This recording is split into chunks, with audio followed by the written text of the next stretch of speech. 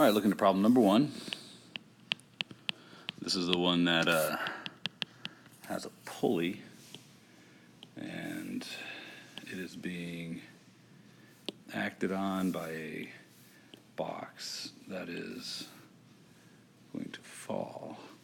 So if you're looking for the method to use to solve this problem, there's a big banner here. The banner idea is that there's going to be an object whose height's going to change, and because of that, we could probably use conservation of energy to solve this problem. Of course, that depends on what the problem is asking. If the problem were asking me things like what is the acceleration of the system or the angular acceleration of the system, although I might be able to use energy, they would have to give me something about how far the box falls to use energy. If they didn't, I would probably have to use forces in order to solve this problem, or net torque or net force. I am going to take a look at that concept in this explanation, but that's going to be a kind of like a bonus for all of you people who have nothing better to do but to watch my videos. But for the rest of you, I am going to look at the most straightforward way to solve this problem based on the information that's presented. And looking at this problem and knowing that they tell us how far the box falls.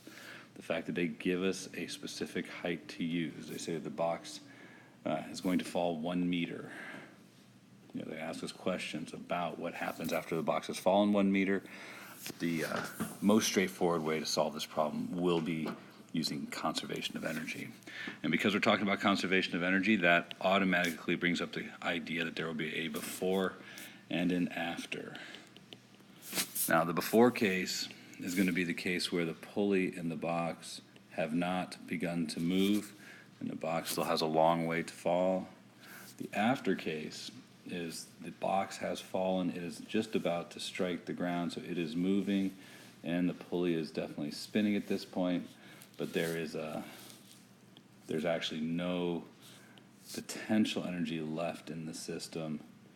All the potential energy has been converted into kinetic energy. So here we've got gravitational potential energy because the box is above the highest point, and over here we're going to have rotational kinetic energy in the pulley and translational kinetic energy in the box. If there's no losses to the environment, we'll be able to set these two things equal to each other. So starting with the box, the box has a mass of 20 kilograms, and it's attached to the pulley on its edge. The pulley is a disc of radius 5 centimeters and mass 20 kilograms as well. So this is 5 centimeters, 20 kilograms, and 20 kilograms. Now, before I actually throw some numbers in, just a short reminder that when we're looking at how partial credit is going to be issued in a problem like this, your thought process is more important than the numbers. So recognizing that there's potential energy here is worth a point. Recognizing it's going to be converted to kinetic energy, each of those probably worth a point. Recognizing that these two states have equal amounts of energy will be worth a point. So right there we're up to 4 points. Kind of looking at the way we judge this kind of stuff. It is likely that in a problem like this on a AP exam, they may even offer credit just for recognizing that our gravitational potential energy is calculated by using MGH. And I can use the same M here to describe both the pulley and the box, because both the pulley and the box have the same mass.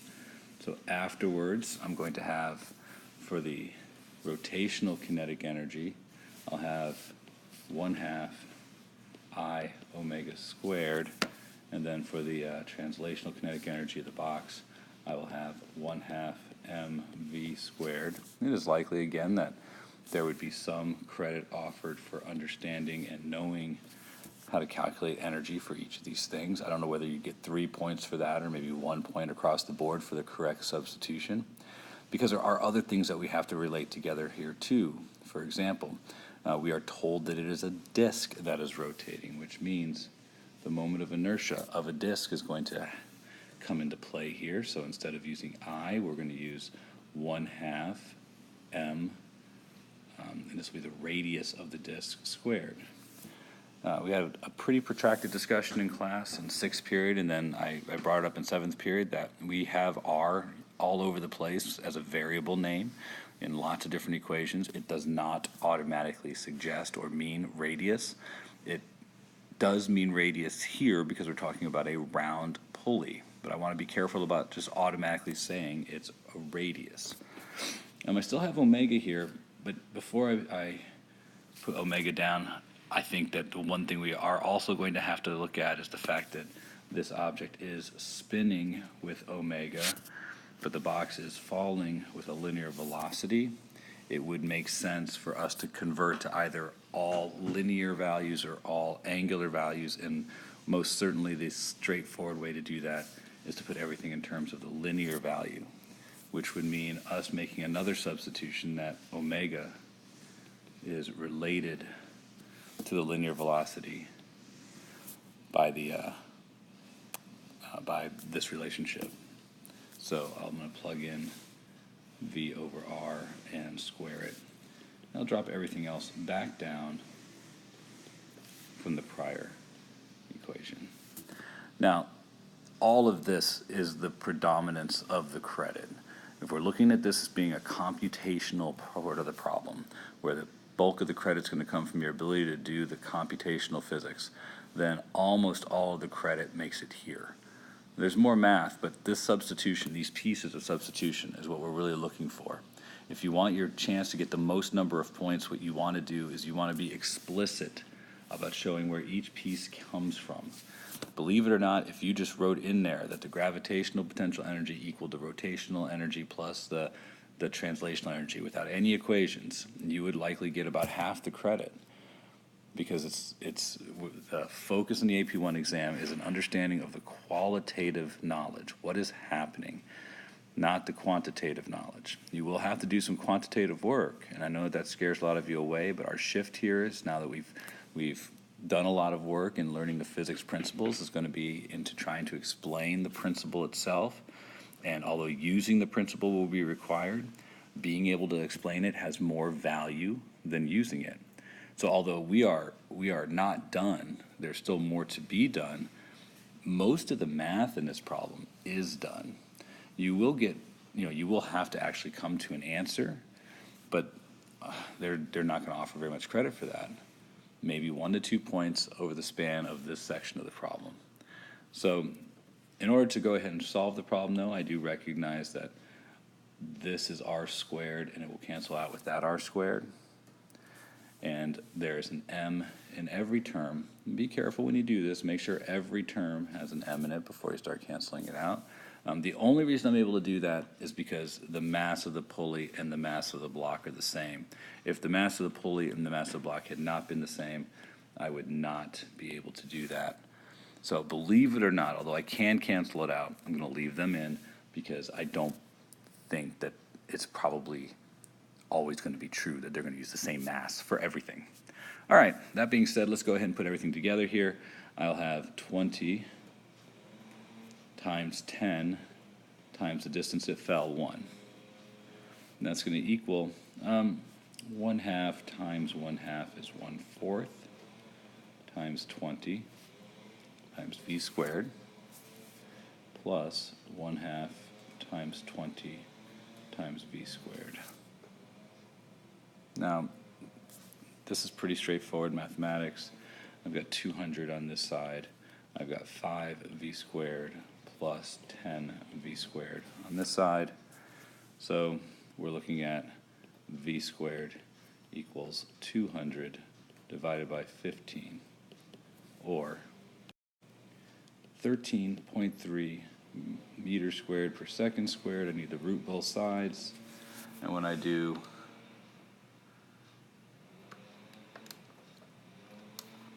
I get 3.65 meters per second. All right.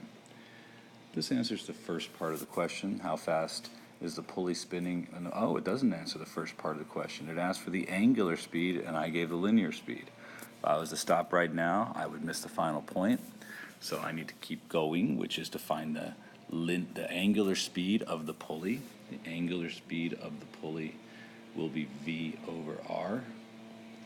And it just occurs to me that I haven't used R yet. R is 5 centimeters. It would make perfect sense to go ahead and convert that to meters, which is 0.05 meters. So now I can put everything together here and get 3.65 divided by 0.05. And that sucker's spinning fast at 73 radians per second,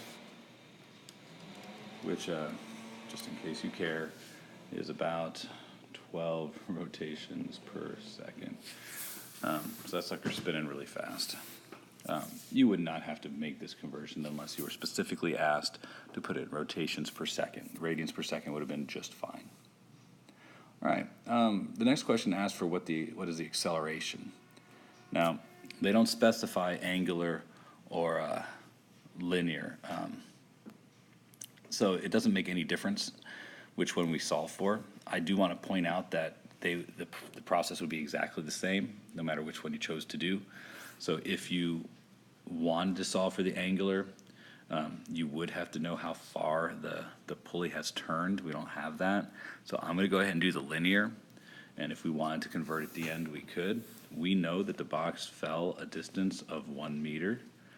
And we know that the initial velocity of the system was 0 meters per second. And that the final velocity of the system is 3.65 meters per second. And we want the acceleration.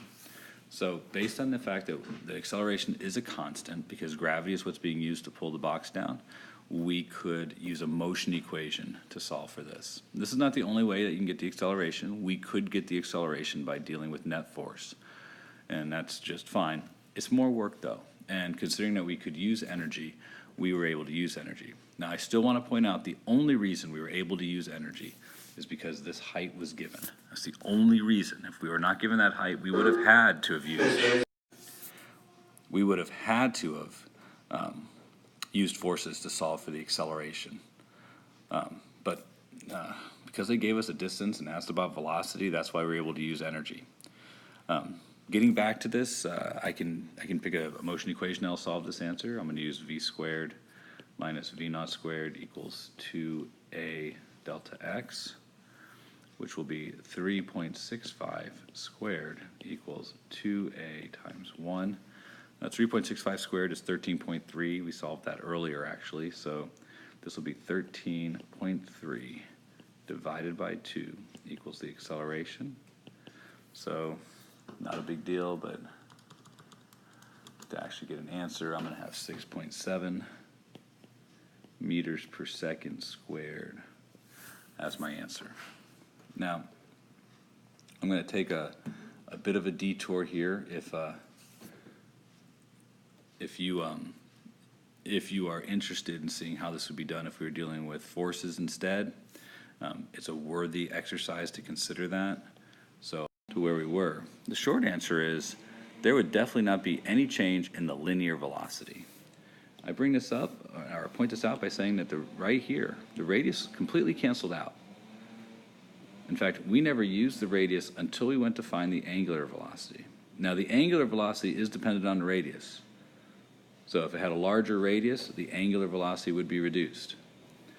But I do want to also point out that we were able to find the linear acceleration of the system without using the radius as well. So the linear acceleration of the box would not be affected by a larger pulley, or at least a larger radius pulley.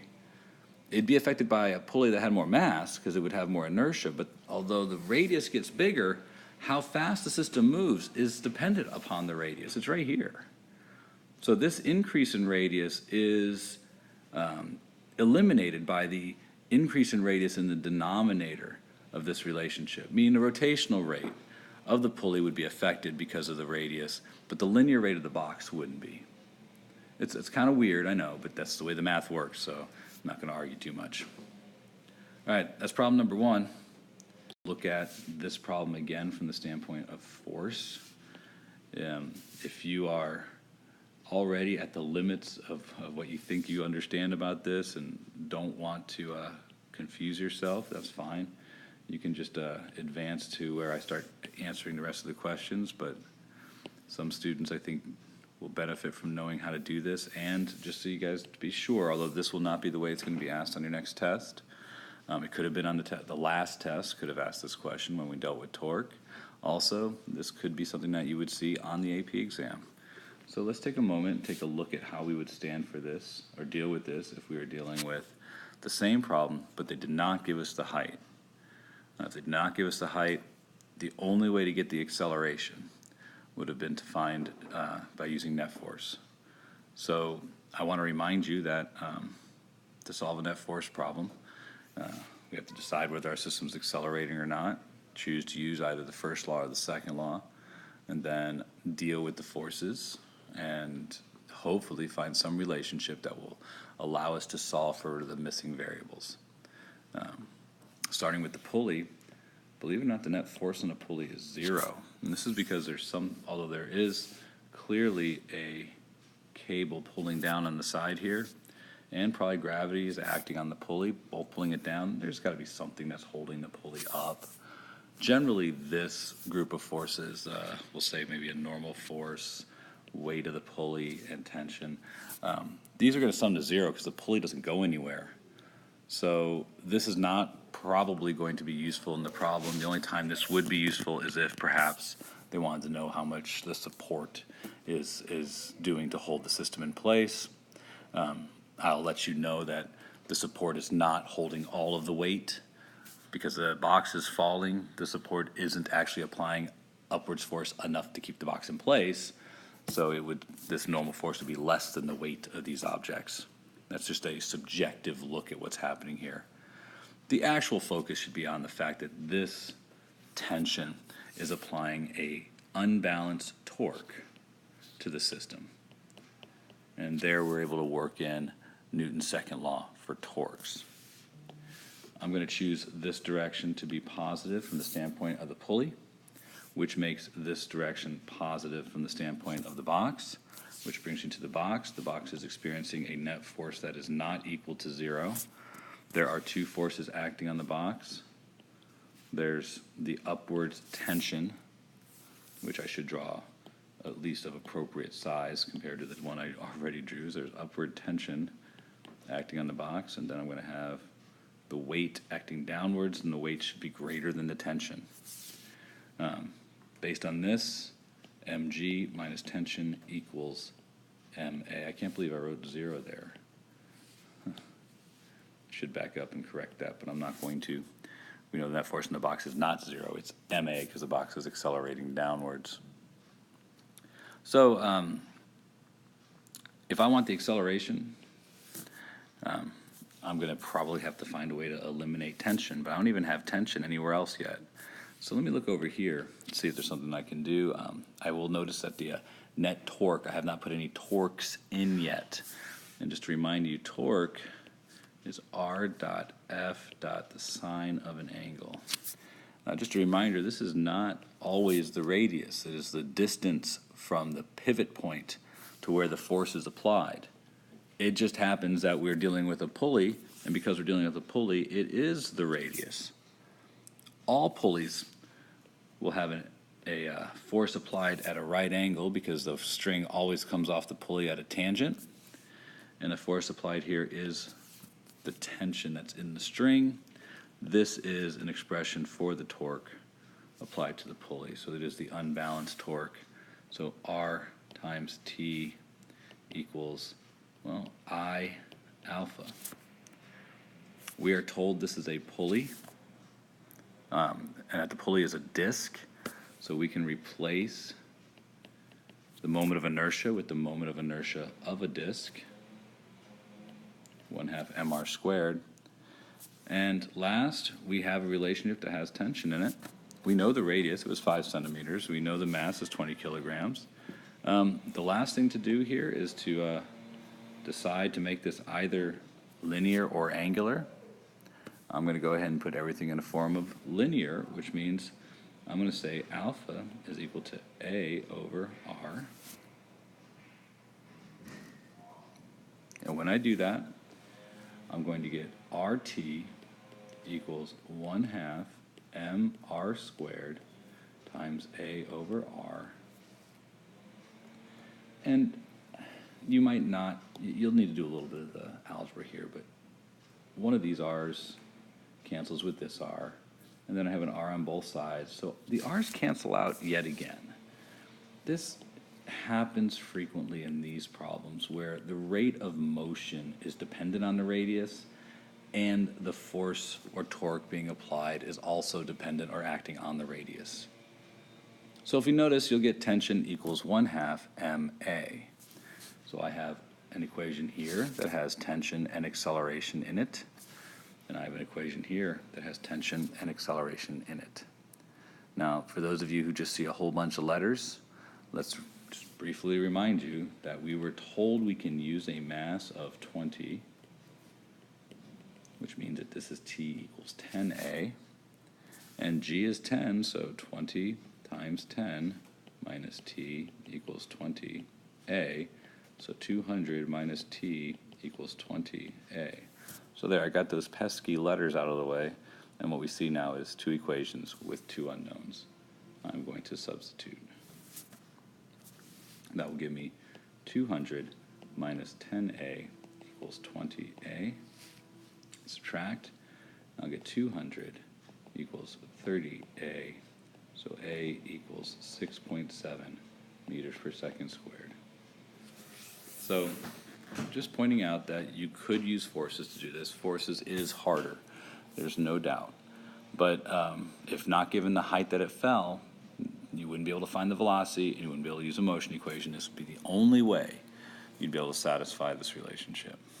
All right.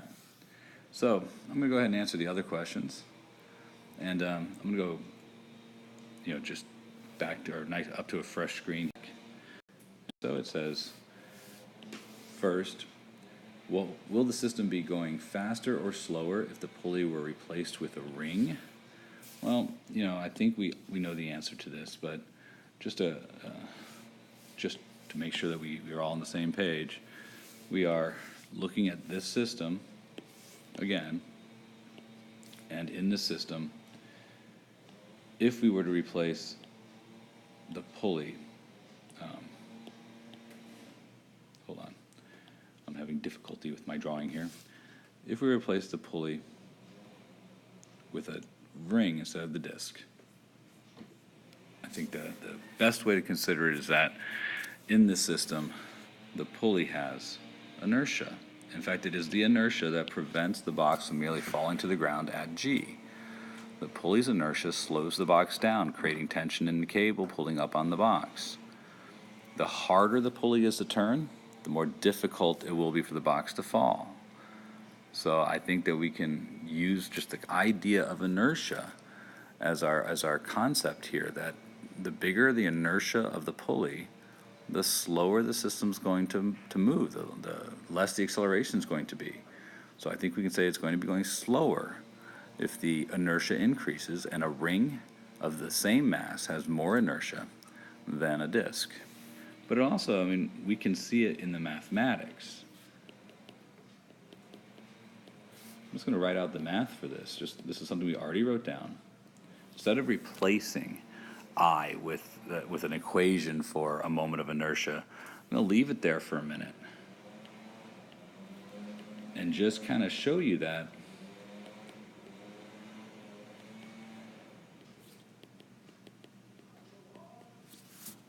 if I gets bigger, if this one gets bigger, there's going to be less energy available to go to this side. As simple as that. There's a finite amount. So if the rotational part gets bigger, the whole system's going to have to be going slower. If you want, solve for V here. You'll get I in the denominator of some fraction, and when the denominator gets bigger, then your value gets smaller. The last question says, would there be any change if the pulley had a larger radius without any change in mass? Well, I think the short answer is, and this is going to, if you have questions, put them in the comments, and I'll check them out later. Not the comments here, the comments on SB. All right, next question, problem 2.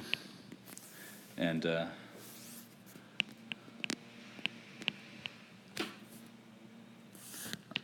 problem 2 is a space station problem. So the space station is a ring of radius 20 meters in mass. All right, so we're looking at the space station problem. You guys have a picture of it there, and so I'm not going to spend a lot of time making the picture look great here, but we have a space station which has an outer ring and an inner ring, and the inner ring has a 5-meter radius, and the outer ring has a 20-meter radius. So this is 5, this is 20. Now at the same time, it says that it gives us all the size, so you can read all the size stuff. That's not that important. The first question is, how fast would the station have to be spinning for the people to experience a gravity of 8 meters per second squared? So the idea is that the people are standing here, and the space station is spinning in such a way that in order for them not to go flying off in a straight line, they must be experiencing a centripetal acceleration this way due to the force from the edge of the wall.